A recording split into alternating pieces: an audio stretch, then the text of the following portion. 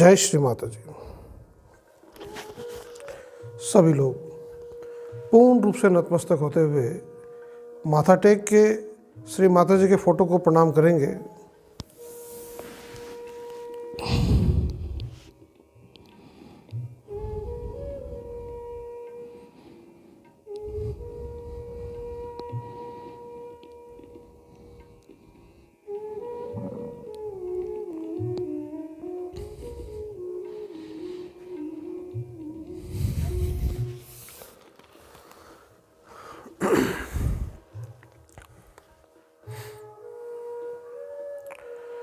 बड़े आराम से सभी लोग बैठेंगे।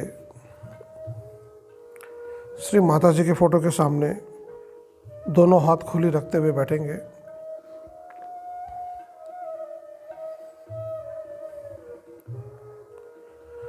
पूर्ण शांति अपने अंदर महसूस करेंगे सभी लोग।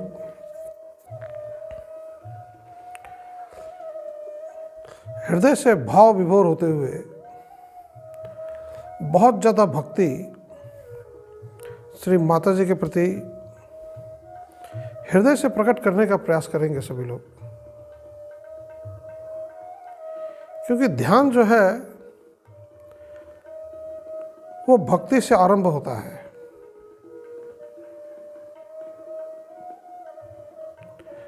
और भक्ति से जो है आत्मा की जागृति होती है और हमारा बायां साइड जो है वो शुद्ध होता है। पूर्ण भक्ति प्रकट करेंगे सभी लोग अपने अंदर से। भक्ति भाव को प्रकट करेंगे।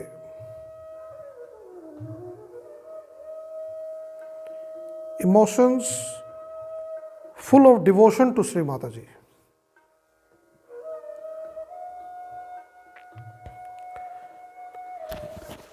जय श्री माता जी। धीरे धीरे सभी लोग कुंडलिनी उठा के बांधेंगे, बंधन लेंगे।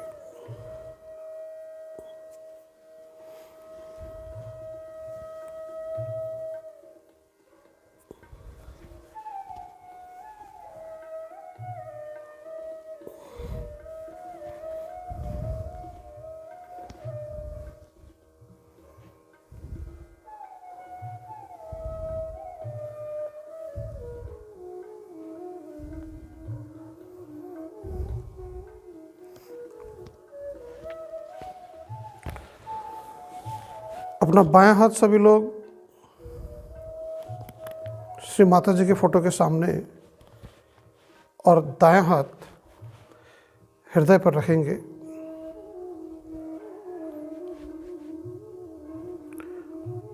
पूर्ण हृदय से मन ही मन श्री माता जी को अपने हृदय पर आवाहन करेंगे सभी लोग। बहुत ही ज़्यादा भक्ति भाव के साथ मन ही मन प्रार्थना करेंगे कि श्री माता जी कृपया आप मेरे हृदय पर आ जाएं। Mother please come in my heart.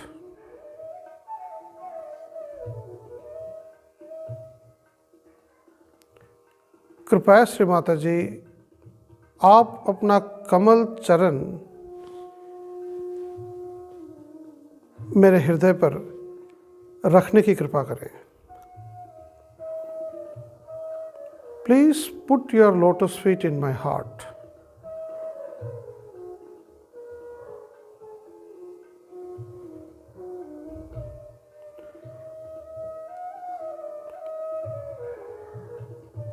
मैं श्री माता जी पूर्ण रूप से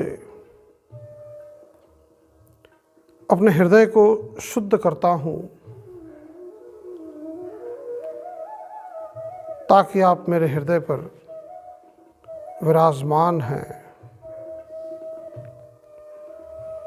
कृपया श्री माता जी मुझे इन सांसारिक भ्रम से दूर करने की कृपा करें और मुझे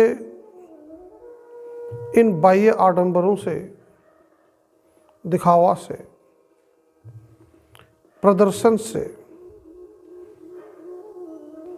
आयोजन से, ये सारा का सारा जो भ्रांति मेरे आसपास और दूर दूर तक जो फैला हुआ है, कृपया श्री माता जी मुझे इन भ्रांति से दूर करने की कृपा करें और मुझे पूर्ण वास्तविकता में, कंप्लीट रियलिटी में स्थापित करने की कृपा करें।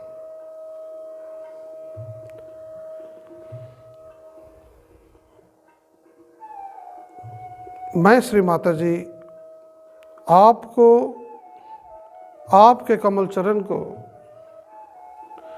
अपने हृदय पर आराधना करना चाहता हूँ और एक पूजनीय भाव के रूप में महसूस करना चाहता हूँ।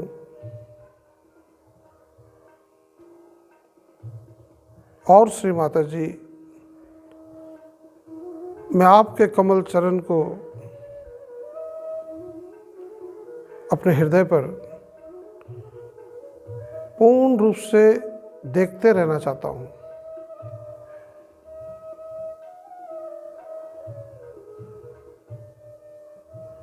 बड़े ही भक्ति भाव के साथ सभी लोग कहेंगे,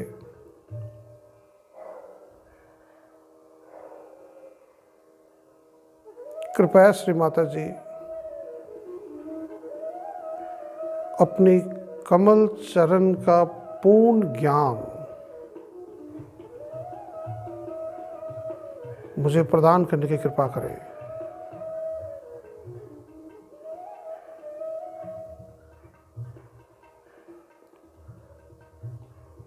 Please give the complete knowledge of your lotus feet, Sri Mataji.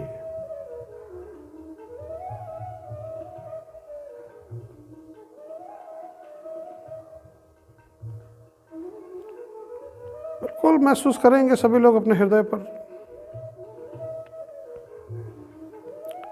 Shri Mata जी की पूर्ण उपस्थिति को महसूस करेंगे, ठंडक महसूस करेंगे।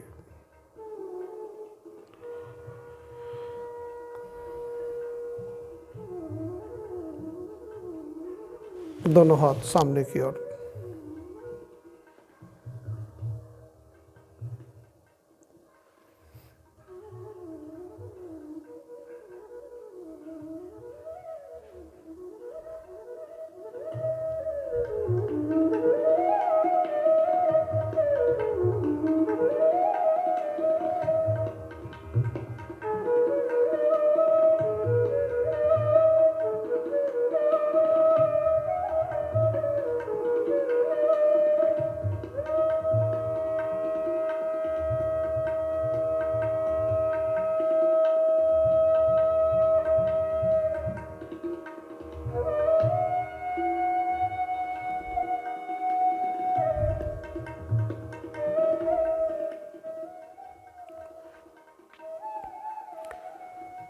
अपना दाहिने हाथ धरती पर, बायां हाथ श्री माता जी की फोटो की ओर। श्री गणेश मंत्र। ओम त्वमेव साक्षात् श्री गणेश साक्षात् श्री आदिशक्ति माता जी श्री निर्मला देवै नमो नमः।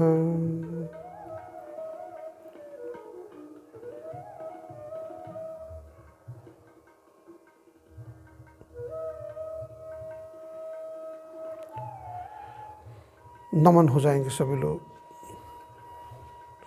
श्री गणेश जी के प्रति।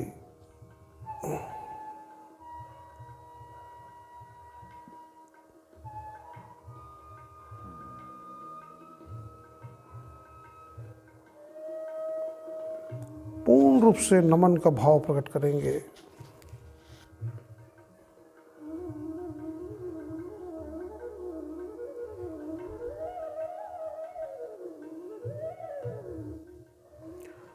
मन ही मन प्रार्थना करेंगे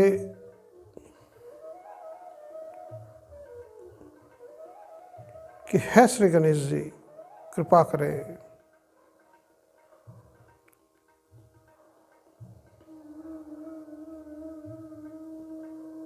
कृपया मुझे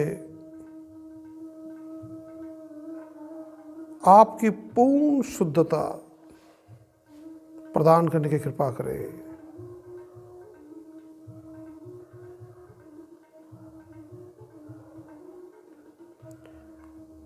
मेरे सोच में शुद्धता,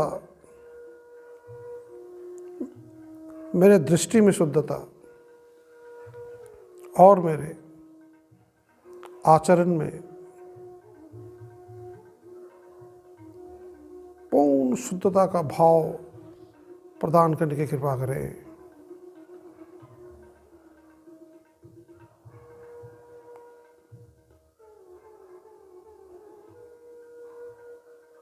क्योंकि आपका जो स्वभाव है वो पूर्ण शुद्धता से ही भरा हुआ है।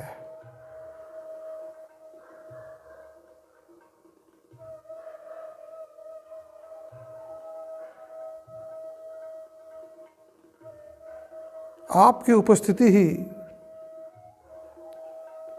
सारे पक्षों का शुद्धिकरण करती है।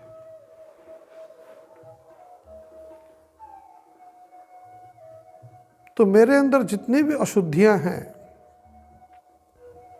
शारीरिक अशुद्धि, मानसिक अशुद्धि और भावनात्मक अशुद्धि, जो क्लेश विचार और भाव के रूप में विद्यमान हैं, इन सारे अशुद्धियों को धरती तत्व के माध्यम से शोषण करके शुद्ध करने की कृपा करें।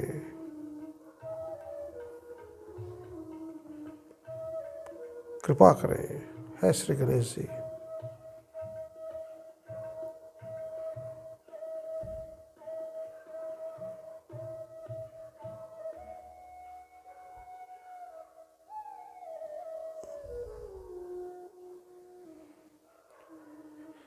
आप मेरे मूलाधार चक्र के साथ साथ सारे चक्रों पर विभिन्न स्वरूपों में पूर्ण शुद्धता की अवस्था में विराजमान हैं। कृपया मेरे इन चक्रों में जितनी भी दोष हैं, अशुद्धियां हैं, बाधाएं हैं, नकारात्मक तत्व हैं, इन सारे विकारों को हरण करने की कृपा करें। धरती तत्व के माध्यम से शोषण करने की कृपा करें। पूर्ण भक्ति भाव के साथ सभी लोग कहेंगे,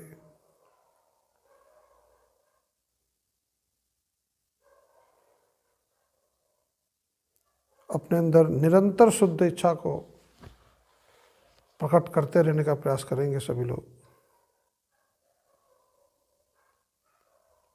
क्योंकि श्री गणेश जी जो है वे स्वयं ही शुद्ध इच्छा से भरे हुए हैं, और हमारे अंदर के जो शुद्ध इच्छा का भाव है उससे वे बहुत ज़्यादा प्रसन्न होते हैं।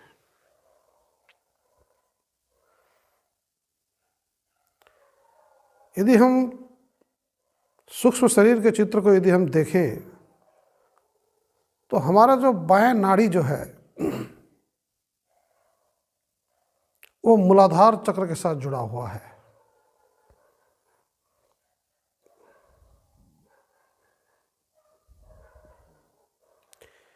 यानी हम जो भी भाव प्रकट करते हैं वो बायां नाड़ी के माध्यम से ही करते हैं,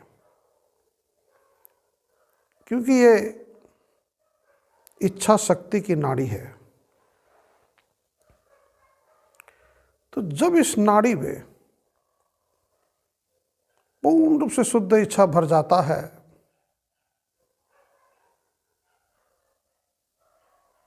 तो यह सर्वप्रथम जो है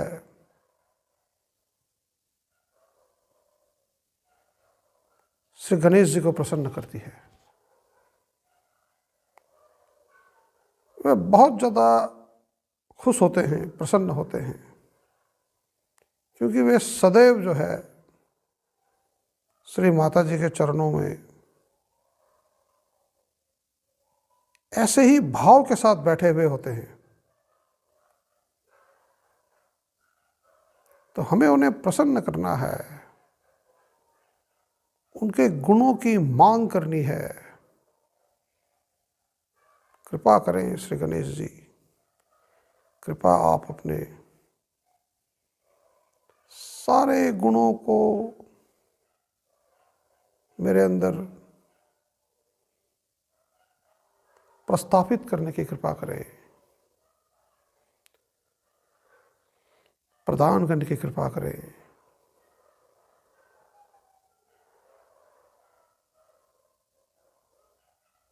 हृदय से कहेंगे सभी लोग।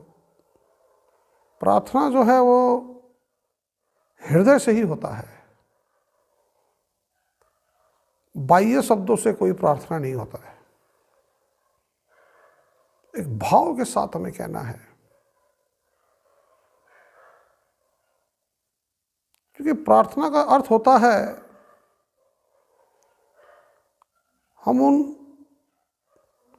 तत्वों की मांग कर रहे हैं, उन सद्गुणों की मांग कर रहे हैं। बिल्कुल भाव विभोर हो जाएंगे और मांग करेंगे। है श्री गणेश जी।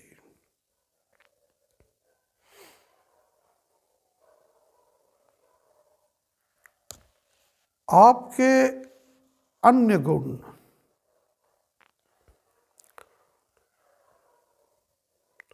पूर्ण शुद्धता के साथ साथ मानसिक पवित्रता, पावित्र्य, मेंटल प्योरिटी, नैतिकता, सत असत विवेक बुद्धि, समर्पण शक्ति, निष्कपटता, पूर्ण अबोधिता,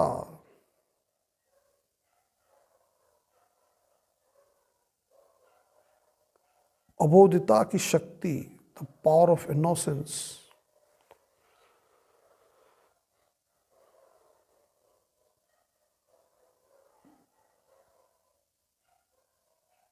पूर्ण समर्पण का भाव,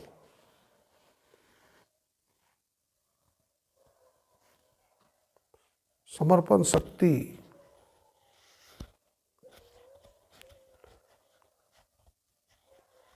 एवं मंगलमयता के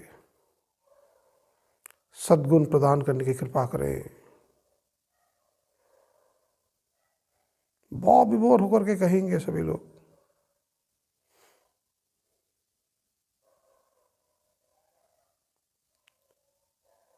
इन गुणों का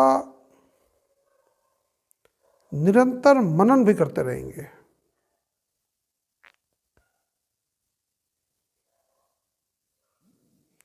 और अपने सोच में, आचरण में इन गुणों को प्रस्थापित करने की इच्छा प्रकट करेंगे।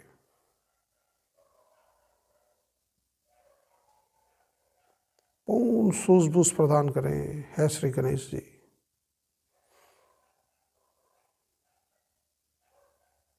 मेरे व्यवहार व्यवहार में, मेरे दृष्टि में, आचरण में, सोच में कृपया मुझे दिव्य विवेक प्रदान करें, प्रकाशित विवेक प्रदान करें, एनलाइटन अटेंशन,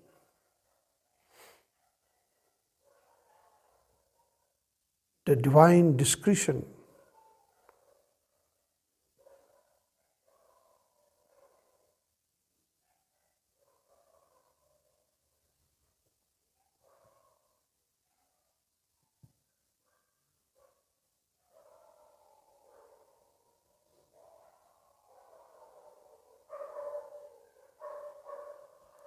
जितने भी मेरे अंदर कुसंस्कार से भरे हुए जो भी विचार हैं, रूढ़िवादी विचार हैं,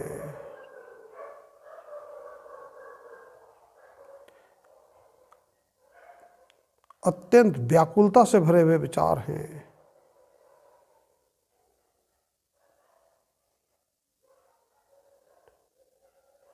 जितने भी विकृत भावनात्मक दोष हैं, इन सारे विकारों को धरती तत्व के माध्यम से शोषण करने की कृपा करें। बिल्कुल मांग करेंगे सभी लोग।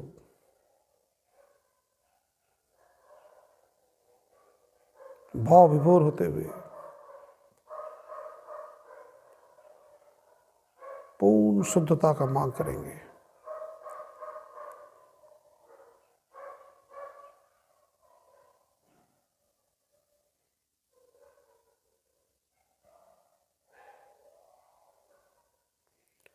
बिल्कुल हम देख रहे हैं हमारा जो बाएं नाड़ी है वो धीरे धीरे शुद्ध होता जा रहा है। बाएं हथकली में शीतल लहरी बढ़ रही है, बह रही है। हमारा जो लेफ्ट साइड है वो शुद्ध होता जा रहा है, प्रार्थनाओं से शुद्ध होता है, भाव से शुद्ध होता है। इस बात को हमें समझना है। हृदय से जो भाव प्रकट होते हैं वो सबसे महान तत्व है।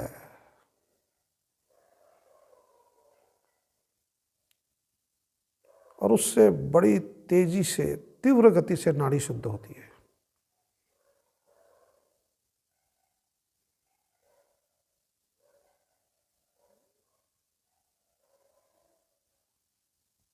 दोनों हाथ सामने की ओर।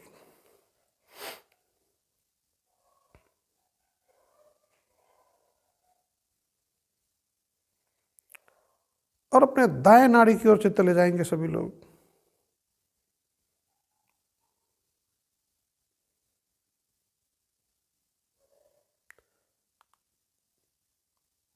दाएं नाड़ी की भी शुद्धता जो है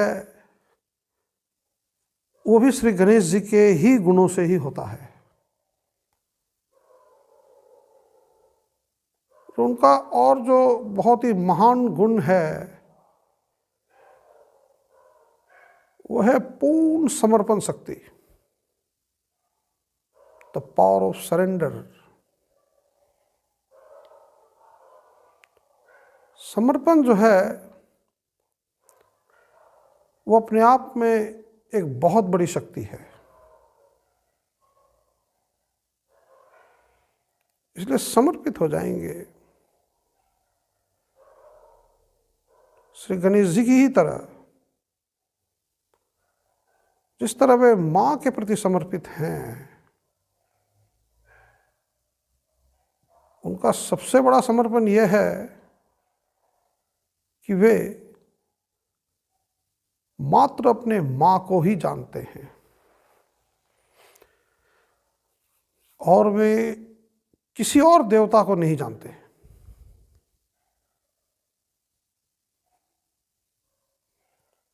तो ऐसे ही समर्पण का मांग करेंगे सभी लोग।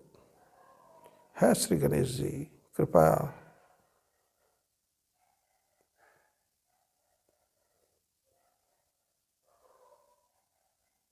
आपकी समर्पण शक्ति, आपके अंदर जो समर्पण का जो भाव है, वैसा ही भाव मेरे अंदर प्रस्थापित करने की कृपा करें, मुझे प्रदान करने की कृपा करें।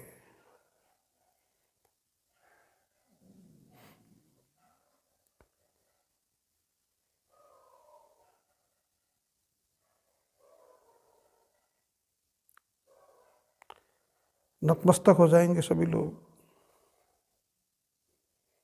श्री माता जी के प्रति पूर्ण समर्पण को बढ़ाने का प्रयास करेंगे।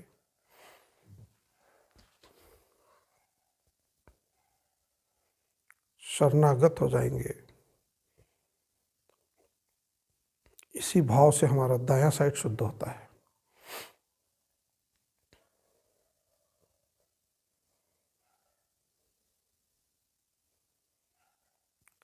तो हमारी जो बुद्धि है उसे पूर्ण रूप से समर्पित कर देंगे। बुद्धि का समर्पण करने का अर्थ यह है कि हम भाव प्रकट करेंगे कि श्री माता जी कृपया मुझे सुबुद्धि प्रदान करें, परमात्मा की बुद्धि प्रदान करें।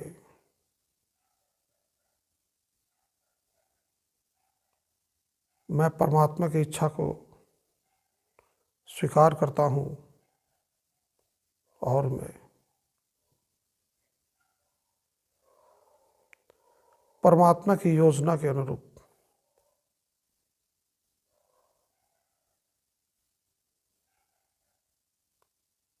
एक माध्यम बन के, यंत्र बन के, डिवाइन इंस्ट्रूमेंट बन के, परमेश्वरी यंत्र बन के कार्यनिर्वित होना चाहता हूँ।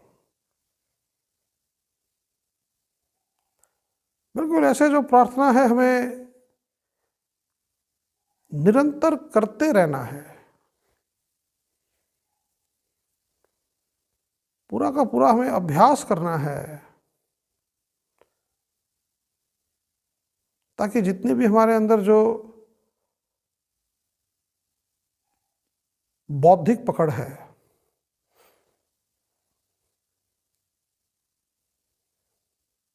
जो मानसिक सोच है,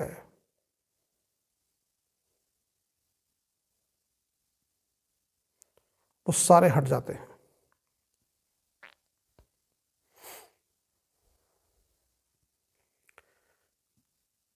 कई बार बताया श्री माता जी ने, ये जो बौद्धिक पकड़ जो है ये सबसे बड़ा दोष है। इसलिए निरंतर श्री गणेश जी से प्रार्थना करते रहेंगे कि है श्री गणेश जी कृपया मुझे सुबुद्धि प्रदान करें, और पूर्ण विनम्र होने का प्रयास करेंगे, क्योंकि हम जो है गुणों की मांग कर रहे हैं, तत्वों की मांग कर रहे हैं।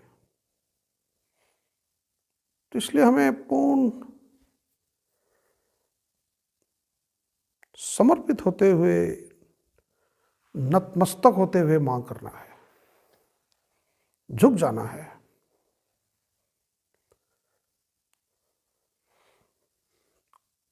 अपना जो अहम भाव है उसे विलय कर देना है, और परमात्मा की जो अहम है, महत अहंकार को स्वीकारने की पूर्ण इच्छा प्रकट करनी है। कहना है श्री माता जी, मैं परमात्मा की अहंकार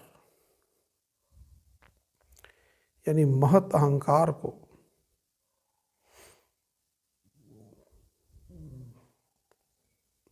अपने अंदर घटित कराना चाहता हूँ। अपने नाड़ियों में, अपने जो पिंगला नाड़ी है उसमें महसूस करना चाहता हूँ।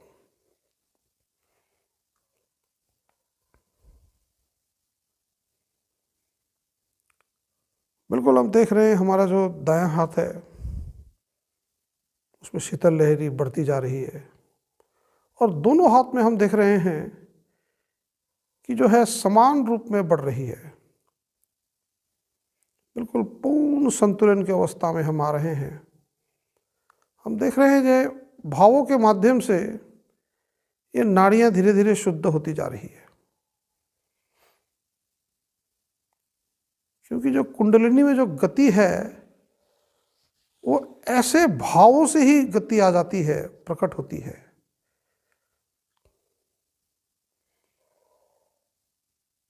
इसलिए इस कुंडलिनी को निरंतर अग्रसर कराते रहने के लिए अपने चित्त को हमें इन भावों में ही लीन रखना है और यही ध्यान होता है। ध्यान में निरंतर हमें देखना है कि किस तरह के भाव हमारे अंदर उमड़ रहे हैं।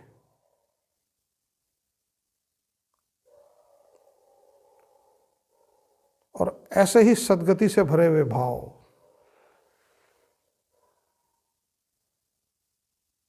के प्रति हमें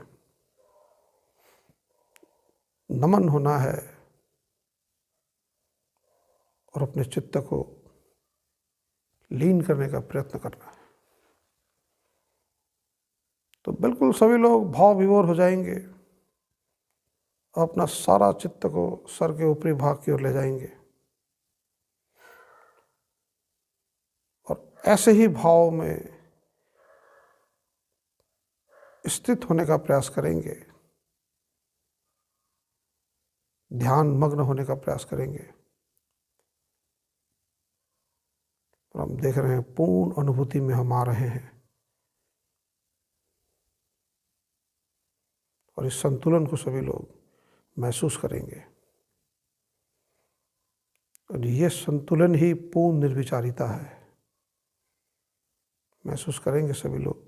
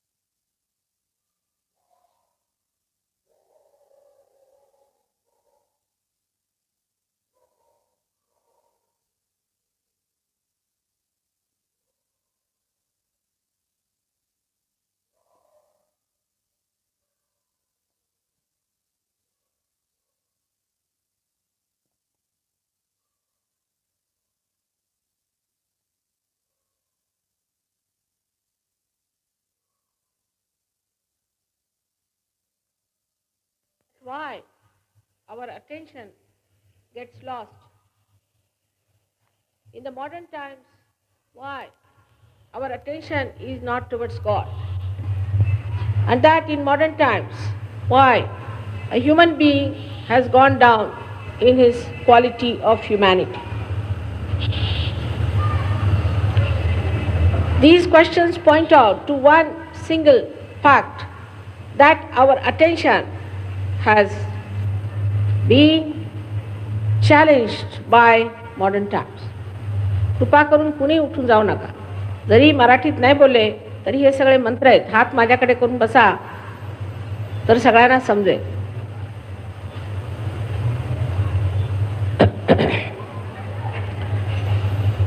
This attention has been challenged by all that we call modern today.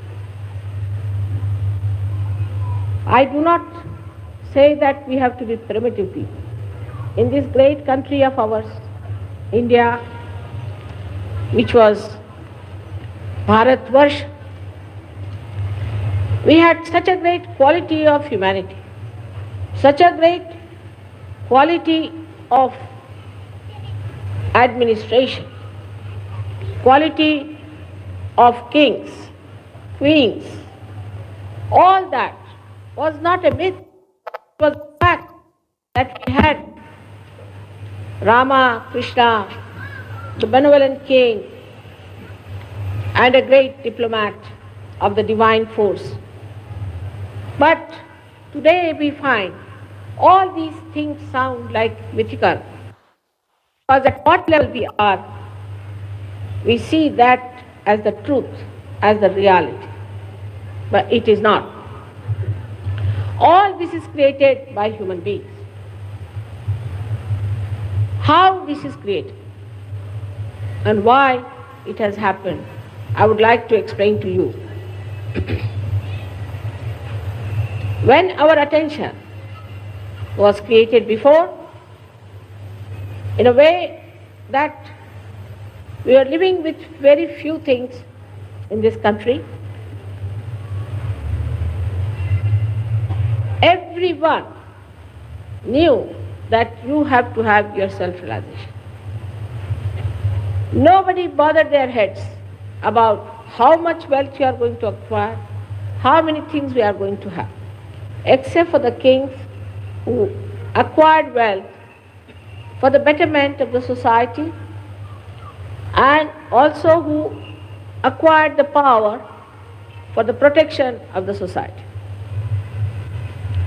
Then we became slaves of two cultures, one the Islamic, another the British culture, the English culture.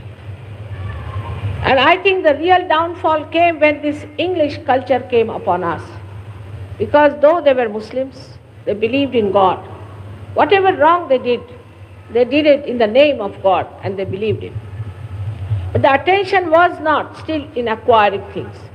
We say that Aurangzeb was a very bad king, no doubt. He killed so many Hindus because he believed that Islam is the only religion. That was his stupidity, I should say. He was ignorant. He was so violent. But he himself was an extremely frugal person. He used to make his own caps, sell them in the market and live on that. And he would not touch any money of the public. But then the English, when they started ruling in this country, this language English came upon us as not a blessing but a curse, I think. Because the whole literature is full with ideas which are contrary to the culture of God, contrary to the culture of Christ. They believe that Christ was born in England. Many Christians still believe that you become a Sahab when you become Christians. This culture of the English, which was forced on us, this language which was forced on us, gave us absolutely a different direction which we should not have accepted. But as it is, we were 300 years already in the slavery, people had to accept it blindfold. Sri Krishna has clearly said that the awareness grows downward, while the roots are in the brain of a person. And the awareness which is growing downwards forms the tree. And this Western culture is the one which makes you grow downwards towards materialism, whether it is communism or it is socialism or democracy. That makes no difference. The whole thing is that you have to attend to the material side. So the first object of the Western culture or the Western science was first to capture the matter the five elements in such a way that it can be used for the comfort of human beings, for the physical comfort of human beings. But as the culture is just to move forward without any control over yourself, like a kite flying in the air without having any control of a finger on it, the whole thing drifted into various directions and various fields where it got lost. When we pay attention to something, if the attention is pure, it will purify the matter and will come back to us as a pure attention. But when the attention is filled with these ideas that you have to use all the matter for your comfort, then it gets lost in the matter. It gets involved in the matter. It gets spoiled in the matter. And then what comes back to us is the thought how to possess it. To possess the matter, to use the matter, to sit on top of the matter was the first mistake. Matter is your slave in any case. In any case, it is your slave. And this you would have got it without paying so much attention to it. To think that science was discovered by scientists is egoistic. It's only your ego says that.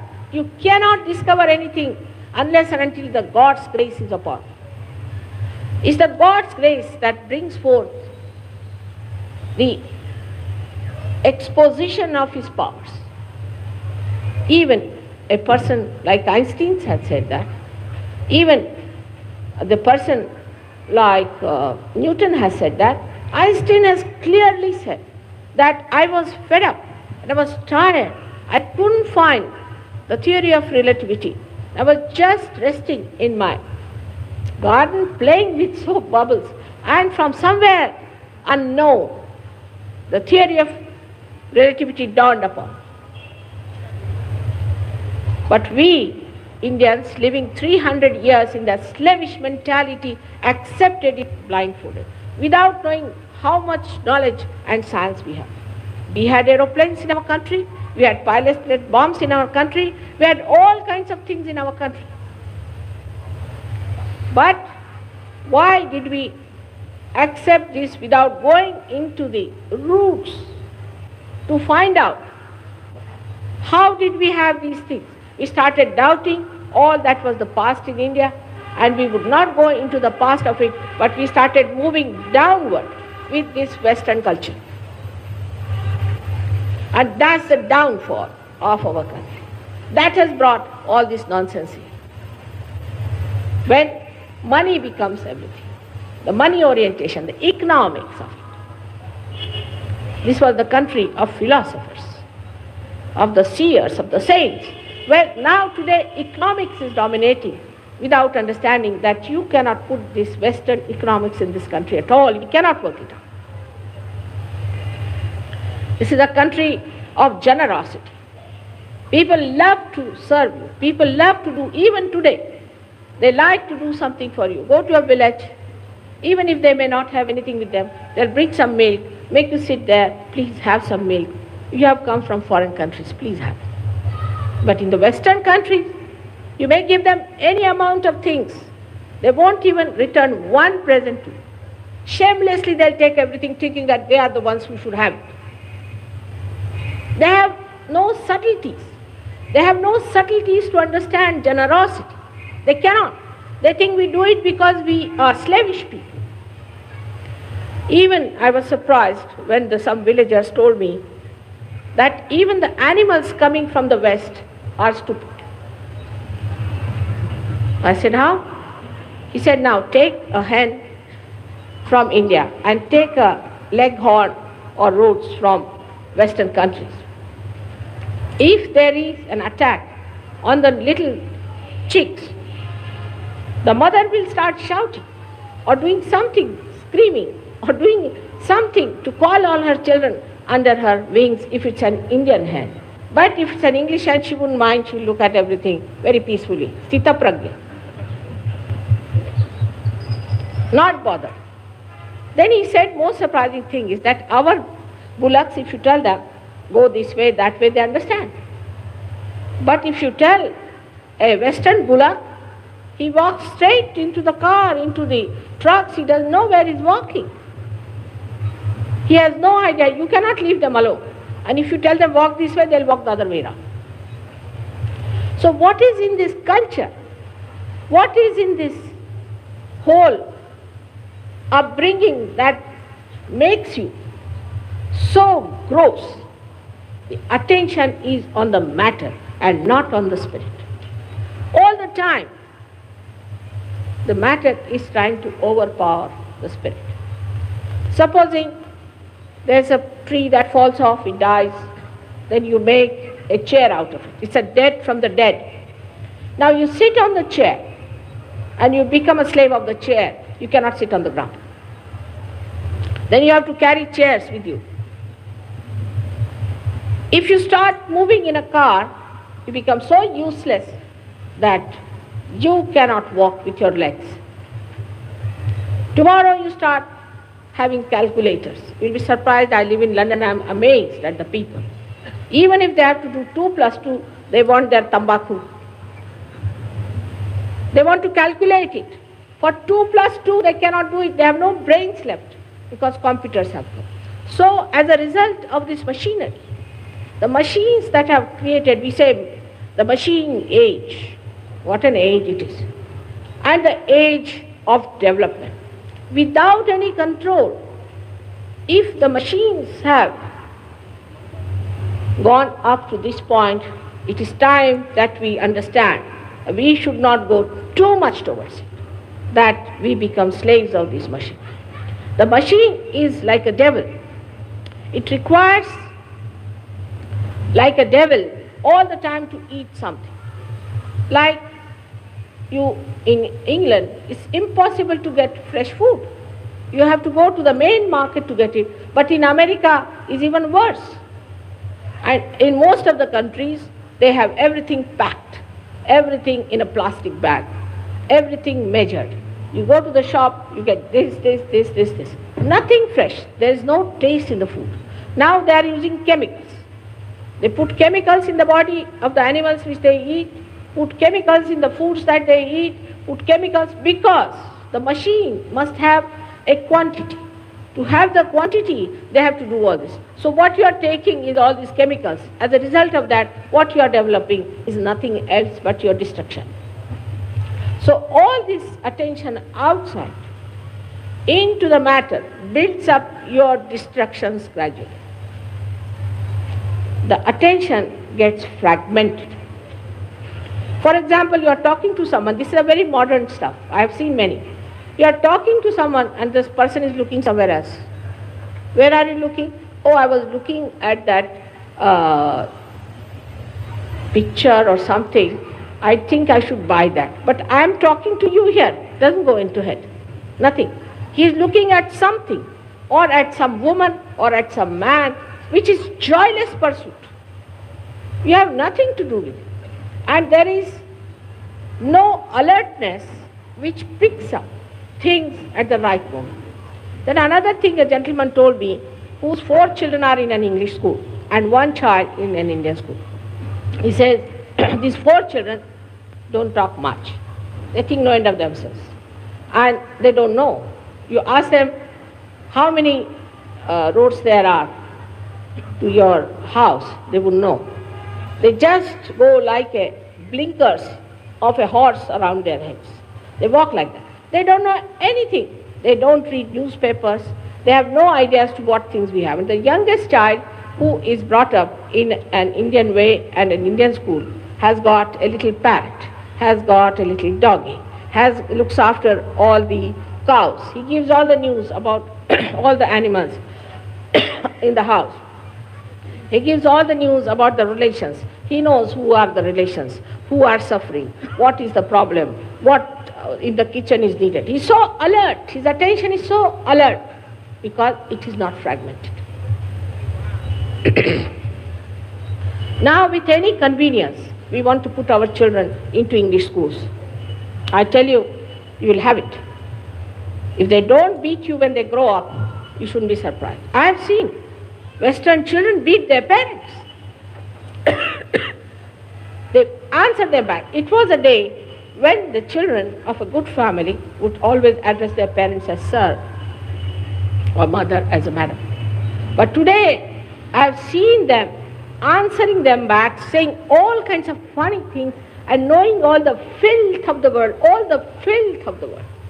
They know so much of filth that you are shocked you don't know that. And the whole attitude of all their medias, or ours also I should say in a way, is to create that attitude, to put our children into that filth all the time, take them to that filth. Our people also, I see in the television here also, they show all these horribly nude, funny women in the advertisement. Because these advertisements and the medias also work out your attention onto the gross, they play on your weaknesses. That's how they make you weak. And when you become weak, they become very powerful. Then the media is so powerful you can't do anything. There is no purity in their hearts to do benevolence, to do good to the people, as we call janahit. There's not in their mind at all. Somehow to make money. What's the harm in making money? It's surprising how people are compromising for the sake of money. Money doesn't give you joy. I have to tell you, it cannot give you joy. Don't run after money. Have an integrated attitude towards money. Money is the blessing of the Lakshmi. And the Lakshmi is a very beautiful woman who has got a very motherly attitude. She is the mother. A man who has money has to have motherly attitude. She has got 2 lotuses in her hands. Pink shows that she is love. She expresses her love in 2 of her hands, which also means a lotus which is pink is even entertaining a thorny bhavra, we call it, the black beetle, which has got thorns on its soft petals and gives it a place of rest. How many of these rich people in this country, and especially abroad, would entertain such an idea of having a place for a ashraya, for a support for the persons who are like a bhavra? Then the other hand, which is like this, has to be daan. You have to give. If you have money, you must give. How many of them know where to give money? They'll give money to places where people will cheat them, like Rajneesh. They will not give money to the poor. They will not develop anything for the poor in a proper way. The other day, I was surprised. I went to Pune. We have there a very good system started called as Jana Shanti, where people give food for 2 rupees, very good food for one meal, very, very good food, excellent food they give, and sufficient for 2 rupees.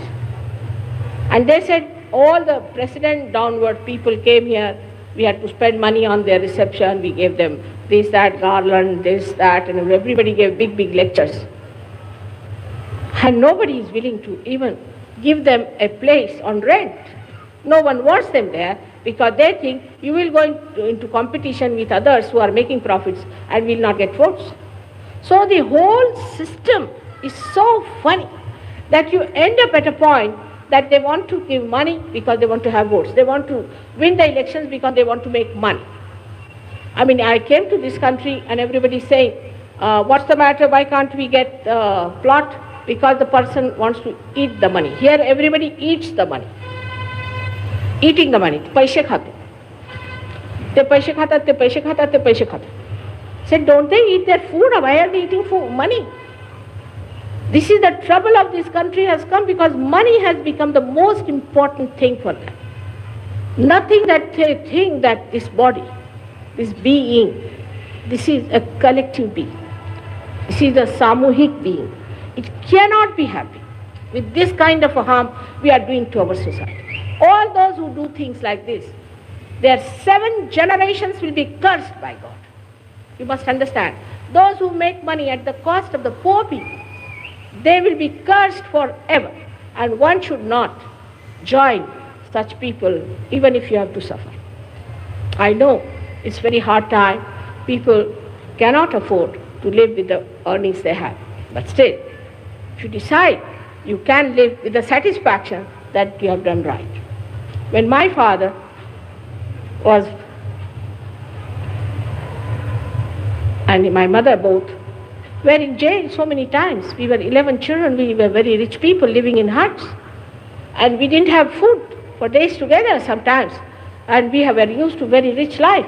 They sacrificed everything for the country's freedom. Where are such people now? You can't think of them. They are legendary people. Nobody wants to sacrifice anything whatsoever. And this is the movement. This is a new movement of Swatantra. Swatantra is not yet complete. You can see it clearly. It is not. Your freedom is not complete. If your freedom has to be complete, you must get your Swatantra. You must know the technique of your soul, of your spirit. Unless and until you get this full freedom, you are not free people. You are slaves of money. You are slaves of powers. You are slaves of showing off. You are slaves of everything today. All kinds of bad habits. I have never known so many drunkards that we find these days. So we have become greater slaves of all the bad habits, all the bad doings, and there is nothing that a person in a big position can think of not doing. Why it has happened to us? Why have we all collapsed into such insipid, useless people? What has happened to our countrymen is this, that they have not realized that the greatest thing is in the brain, is the roots.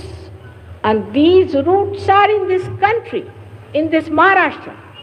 These roots are here. The Kundalini has to only enlighten these roots, and we never bothered about it. We never cared for it. We are all the time worried as to how to get more money. So the people who are highly paid or who are at a higher position with less pay also maybe, they are making money by eating that. And the others are a sort of people who are going on strike for everything. For what? For money. Again for money. This Bombay is half finished because of strikes. What for strikes? I asked them.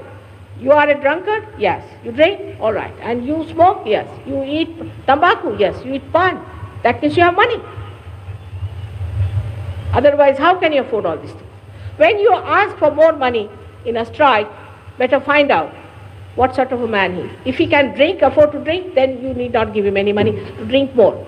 Any mother who sees her son is drinking will never give him any money because he will be drinking with that money. What else is he going to do? What good is he going to do with that? So what happens that this attention, when it starts moving towards money, we become so blind that we do not see why are we asking for money. What is the need for money? I am not for these capitalists at all. I know how horrid they are. But what I am saying that why break the machinery like this?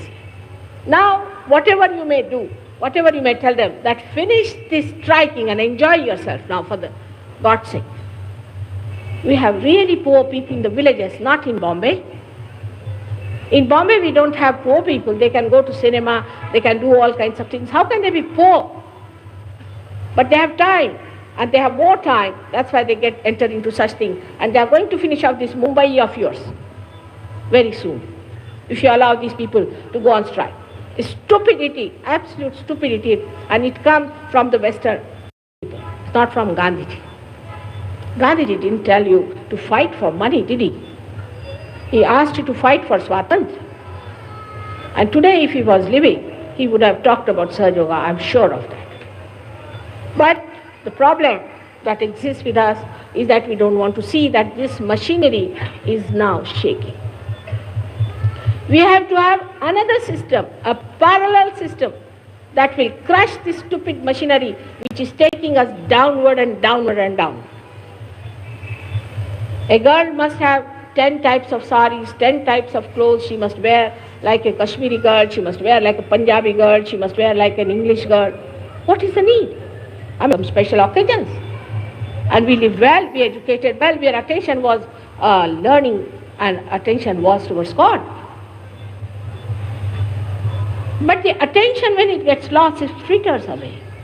It gets lost, it gets fragmented, there's no continuity in it. It fritters away, and a person becomes a superficial person, extremely superficial. He cannot go deep. How can you feel his spirit? The superficiality makes you absolutely a person who has sort of a crust and nothing inside. Absolutely.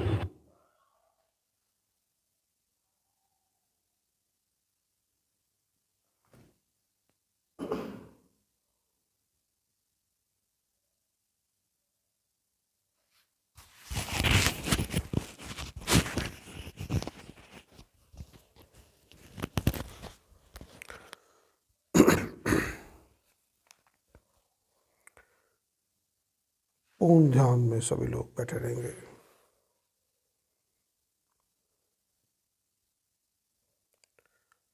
अति गहन बातें बताया श्री माता जी ने।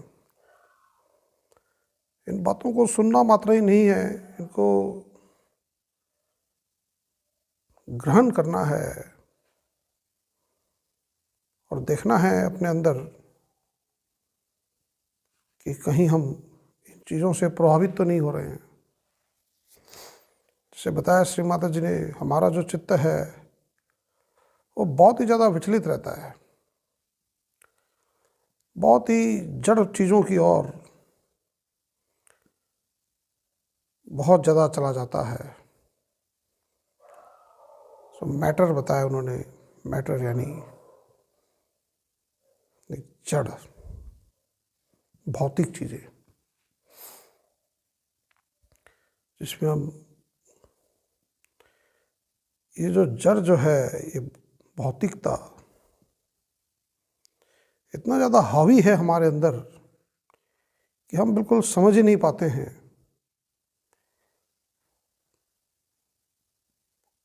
और हम बहुत ज़्यादा उलझ जाते हैं। तो श्रीमाता जी ने बताया कि हमें अपने चित्त को इन जड़ से अलग करना है और आत्मा की ओर ले जाना है। Attention should be on the spirit, बताया उन्होंने। और इस बात को समझना है, अभी जितना भी जो आधुनिक चीज़ें हैं ये हमारे चित्त को दूषित करती है।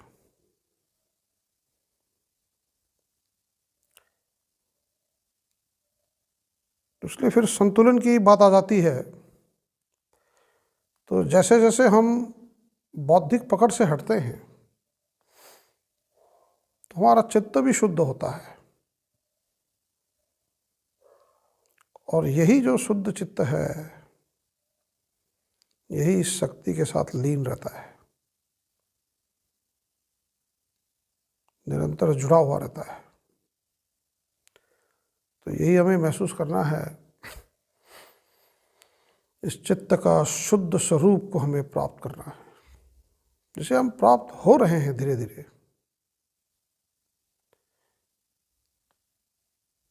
और ये जो अनुभूतियां हो रही हैं ये शुद्ध चित्त का ही प्रमाण है।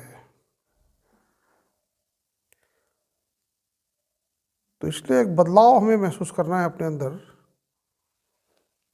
और अपने जीवन में इस बदलाव को हमें लाने का प्रयत्न करना होगा।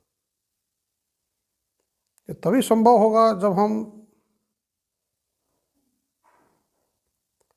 पूर्ण गहन ध्यान में होंगे। पूर्ण गहन ध्यान का प्रभाव हमारे जीवन में आ जाता है, बिल्कुल एक देखने की शक्ति आ जाती है, चित्त को देखने की शक्ति। मेरा चित्त कहाँ है, यही प्रश्न हमें बारंबार करना है। यदि चित्त इन 3 आयामों में है तो इसे हमें नकारना होगा। ये कोई महत्वपूर्ण चीज़ नहीं है। शरीर, मन, बुद्धि, अहंकार,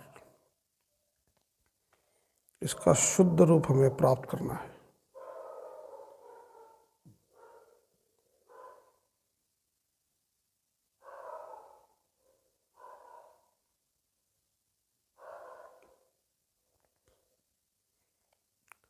पूर्ण ध्यान में चले जाएंगे सभी लोग।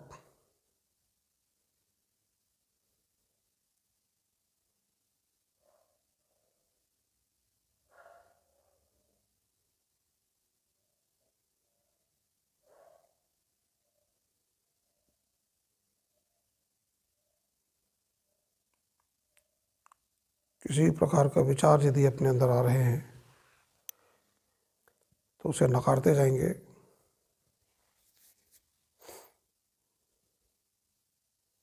कहेंगे श्री माता जी, मैं ये विचार नहीं हूँ,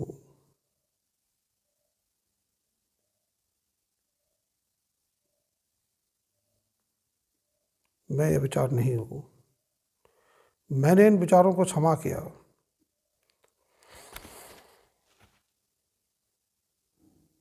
नति नति नति बोलते जाएंगे।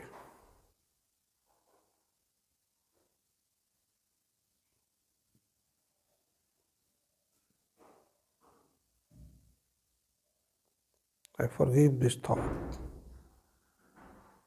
I forgive. मैंने इन विचारों को क्षमा किया श्री माता जी।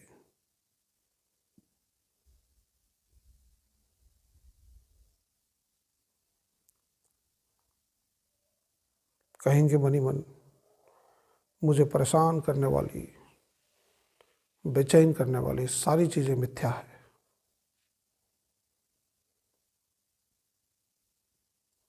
साक्षी होने का प्रयत्न करेंगे, जैसे बताया श्री माता जी ने। अपने चित्त को हमें उस अवस्था में रखने का प्रयत्न करना है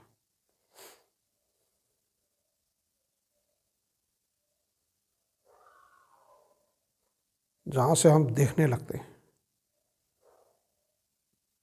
और वही अध्यात्म की शुरुआत होती है।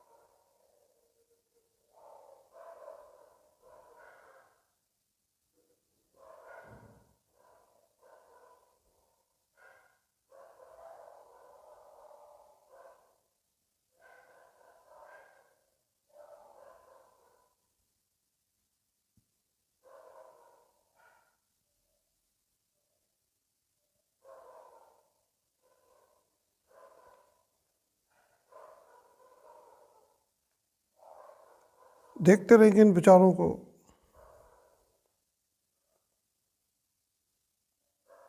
और कहेंगे श्री माता जी, मैं ये विचार नहीं हूँ,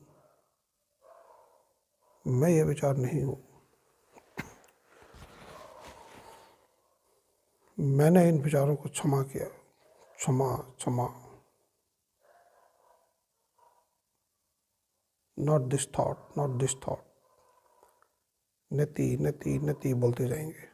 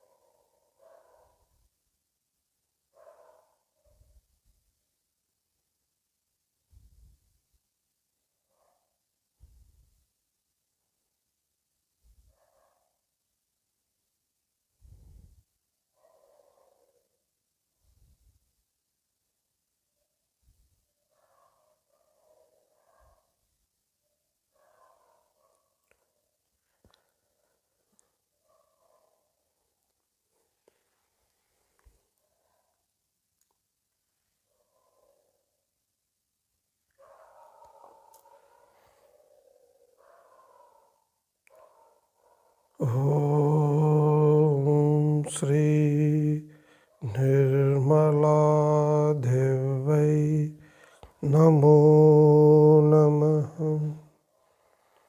ओम श्री निर्मला देवै नमो नमः। ओम श्री निर्मला देवै नमो नमः। जय श्री माता जी। सभी लोग श्री माता जी को प्रणाम करेंगे।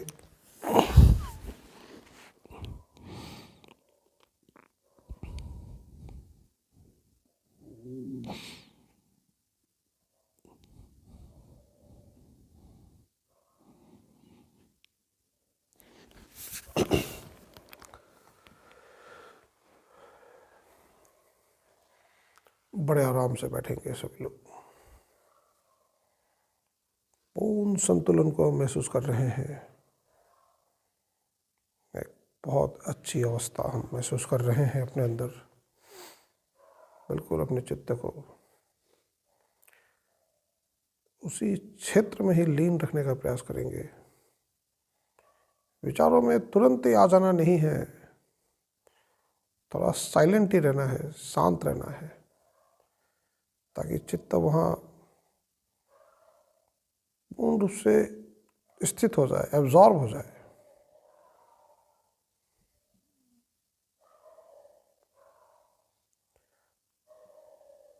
पूर्ण रूप से हम इस शक्ति के साथ जुड़े हुए हैं। कोई भी यदि हमें परेशानी हो रही है, कष्ट है, कोई प्रश्न है, कोई बीमारी, कोई तकलीफ, कोई भी यातनाएं यदि हुए हैं, तो मन ही मन हम श्री माता जी से प्रार्थना कर सकते हैं।